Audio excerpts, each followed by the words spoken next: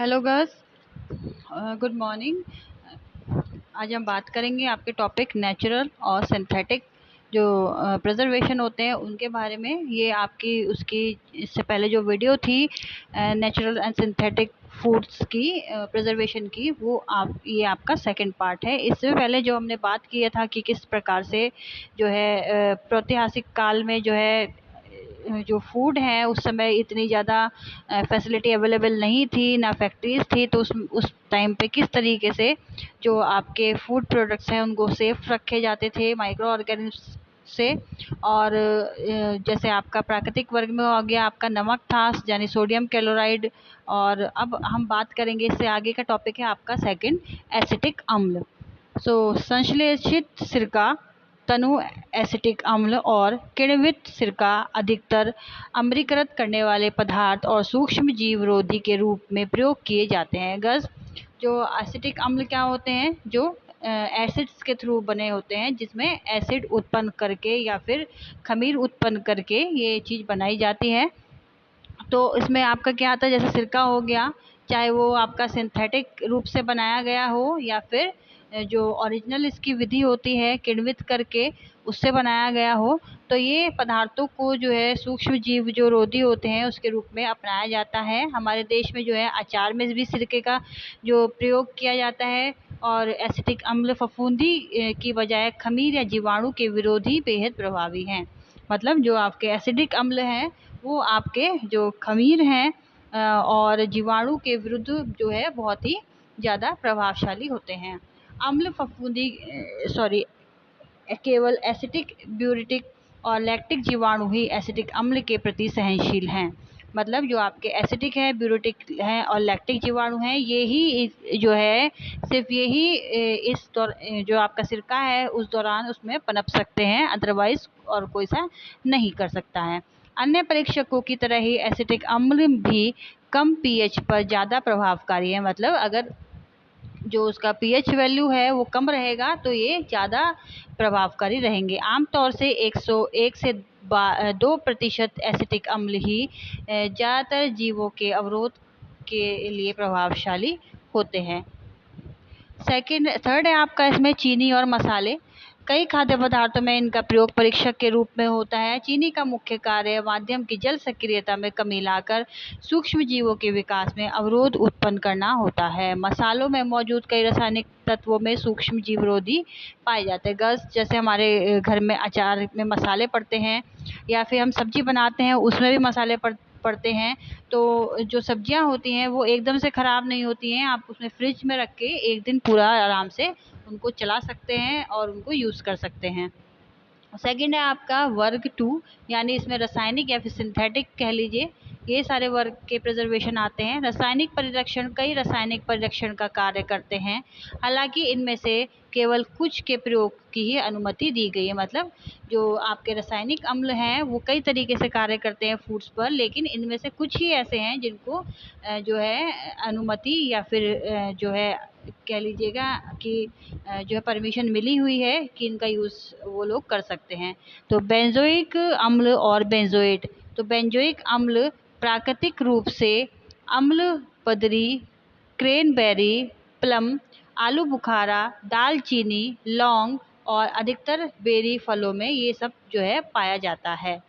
यह कवक रोधी 0.05 से 0.1% तक बेंजोइक अम्ल के प्रयोग से अधिकतर खमीर और फफूंद पर नियंत्रण किया जा सकता है। कई जीवाणुओं के नियंत्रण में अधिक मात्रा की आवश्यकता होती है। बेंजोइक जल में जो है आपका 18 डिग्री सेंटीग्रेड तापमान पर 0.27% जो है कम घुलनशील है। सोडियम बेंजोएट की उच्च घुलनशीलता 15 डिग्री सेंटीग्रेड से आपका 66% होने के कारण इसका अधिकतर उपयोग परीक्षण के लिए किया जाता है। कम पीएच यानी पीएच आपका 2.5 से आपका 4.0 पर बेंजोएट अधिक प्रभावकारी है, क्योंकि इसका अविघटित रूप ही सूक्ष्म जीवरोधी। गर्ल्स आपने देखा होगा जब घर में अचार डलता है किसी भी चीज़ का तो मार्केट में आपका सोडियम बेंजोएट अवेलेबल है, वो पाउडर फॉर्म में भी है और लिक्विड फॉर्म में भी अवेलेबल है। तो इनका प्रयोग करके हम फूड प्रोडक्ट्स को जो है हम अपने सेव कर सकते हैं। फिर है आपका स्क्वैश, सिरप, फलों के जूस, जैम, जेली, मार्मलेड, शरबत, अचार और टमाटर जैसे अन्य कई उत्पादन में बेंजोइक अम्ल के प्रयोग की इजाज़त दी गई है। मतलब किस किस में दी गई है? आपका जो मार्केट में स्क्वैश अवेलेबल है, सिरप आते हैं, और फलों के जूस में, जैम में, जेली में, मार्मलेड में, शरबत में, अचार में, टमाटर से हम सॉस बनाते हैं, जैसे अन्य कई उत्पादक में जो है बेंजोइड को यूज़ करने की परमिशन आपकी मिली हुई है। बेंजोइड अम्ल और इसके सोडियम और पोटेशियम लवण को अधिकतर सुरक्षित माना जाता है। GRS जो है जनरली रिकॉग्नाइज्ड एज सेफ, इसको जो है इसके आधार पर जो है GRAS के आधार पर सेफ माना गया है। इसमें आपका सेकंड है फिर सल्फर डाइऑक्साइड और सल्फाइड। सल्फर डाइऑक्साइड और इसमें इसके विभिन्न लवणों का प्रयोग प्राचीन यूनान के समय से होता आ रहा है। किसका प्रयोग? आपका कभी कभी गर्ल्स ये शॉर्ट क्वेश्चन में आता है कि जो फूड प्रिजर्वेशन में है आपका प्राचीन समय यूनान में जो है, यूनान के समय से फूड प्रिजर्वेशन का जो पार्ट है वो किस में यूज़ होता आ रहा है? तो आप लिखेंगे इसका सल्फर डाइऑक्साइड और सल्फेट का यूज़ होता आ रहा है। इनका प्रयोग सूक्ष्म जीवरोधी और विभिन्न खाद्य उत्पादकों में एंजाइम युक्त और गैर एंजाइम युक्त भूरेपन को रोकने के लिए बहुतायत से किया जाता है।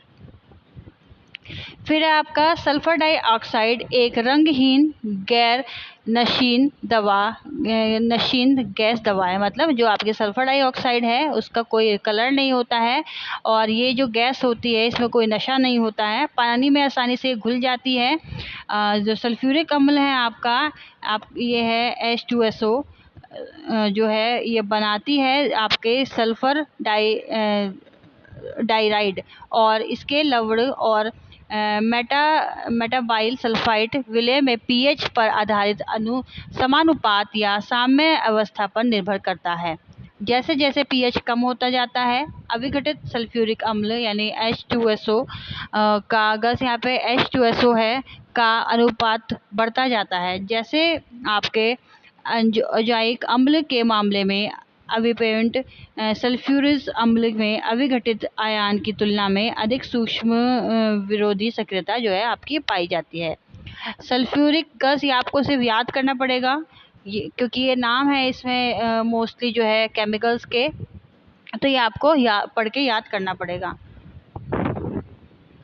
सल्फ्यूरिक अम्ल खमीर, कवक और जीवाणु का अवरोध करता है। मतलब आपका जो सल्फ्यूरिक अम्ल है वो आपके खमीर, कवक और जीवाणुओं को रोकता है। हालांकि जीवाणुओं की तुलना में खमीर और कवक कम संवेदनशील हैं, इसलिए मदिरा बनाने में अन्य सूक्ष्म जीवों की वृद्धि के नियंत्रण और खमीर की वृद्धि को बढ़ाने में सल्फर डाइऑक्साइड की कम सांद्रता लगभग 100 ppm का प्रयोग किया जाता है।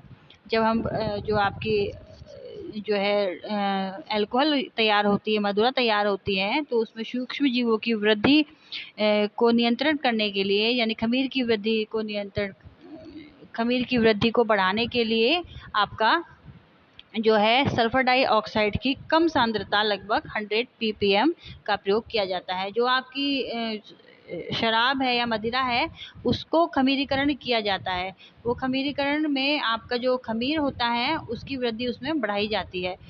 सल्फर डाइऑक्साइड और सल्फाइड का प्रयोग PFA के तहत कई उत्पादों के लिए स्वीकार्य है। जैसे आपका मतलब जो सल्फाइड है आपका डाइऑक्साइड सल्फाइड है, ये इसका जो है प्रयोग कई उत्पादकों में जो है इसको कहा गया है कि हम यूज़ कर सकते हैं। जैसे आपके फलों के मुरब्बे में, स्क्वैश में, कार्डियल में, सिरप में, मदिरा में, शराब में, RTS पेय और जो है निर्जल पुष्क फल और सब्जियां आदि, इन सब में ये यूज़ कर सकते हैं। सल्फर डाइऑक्साइड का प्रयोग भूरापन रोकने के लिए भी किया जाता है। जैसे आपने देखा होगा कभी कभी सब्जियों और फलों में या अचार में उनका कलर चेंज होने लग जाता है, वो थोड़े टाइम के बाद भूरापन आ जाता है, तो इसलिए भी इसका यूज़ करते हैं। सुखाने से पहले फलों को जलती सल्फर गंधक का धुआं दिखाते हैं। जो सुखाने से पहले जो है जो गंधक होती है, जलती हुई गंधक का धुआं भी उसमें दिखाते हैं, ताकि जो है भूरापन और कीट और सूक्ष्म जीवों का हमला वो रोका जा सके। जो आपकी सल्फर होती है गंधक, उसका यूज़ आपने देखा होगा गर्ल्स, जब हमारे घर में हवन होता है, पूजा पाठ होता है, तो उसमें भी करा जाता है, या शाम के टाइम जब धुनी होती है उसके लिए भी किया जाता है, जिससे कि हमारे घर में जो नेगेटिव ऊर्जा है वो घर से बाहर निकल जाए, या और घर का माहौल जो है शांत हो जाए। तो जो आपके माइक्रो या जो हवा में आपके सूक्ष्म जीव मौजूद हैं वो भी जल जाएं या फिर मर जाएं। तो उस गंधक का प्रयोग हम घर में भी यूज़ करते हैं, और जो है खाने में भी यूज़ करते हैं, ताकि उसमें बुरापन, कीट और सूक्ष्म जीवों के हमले से उसको रोका जा सके। सुखाने या निर्जलीकरण से पहले सब्जियां या को सल्फाइड के घोल में हम डुबो देते हैं। ऑक्साइड और कई अन्य सल्फाइड को GRAS स्तर दिया गया है। हालांकि सल्फाइड का प्रयोग मांस और थियामीन के स्रोत वाले खाद्य में नहीं किया जाता। पादप, पिगमेंट, रंजक जैसे एंथोसाइनिन, नील द्रव्य के प्रति सल्फाइड की विरंजक रंगहीन क्रिया के कारण ऐसे उत्पादकों के लिए प्रयोग नहीं किया जाता है। देखा गया है कि कई लोगों में सल्फाइड से एलर्जी हो जाती है, जैसे इस रोग टी रोड निर्भर अस्थमा के रोगियों में, मतलब जो आपके जो अस्थमा के रोगी हैं उनको इससे एलर्जी हो जाती है, इसलिए जो है जो इसका प्रयोग भी ज़्यादा करने के लिए मना किया गया है, जिसके कारण कच्चे फलों और सब्जियों पर सल्फाइड का प्रयोग निषेध कर दे। जो सल्फाइड है आपका, उसका प्रयोग जो है बंद कर दिया गया है, किस पे? कच्चे फलों पे और सब्जियों पे। तो गर्ल्स ये थी आज की आपकी वीडियो। नहीं कुछ समझ में आया है तो आप मुझसे पूछ सकते हैं। So girls take care, bye.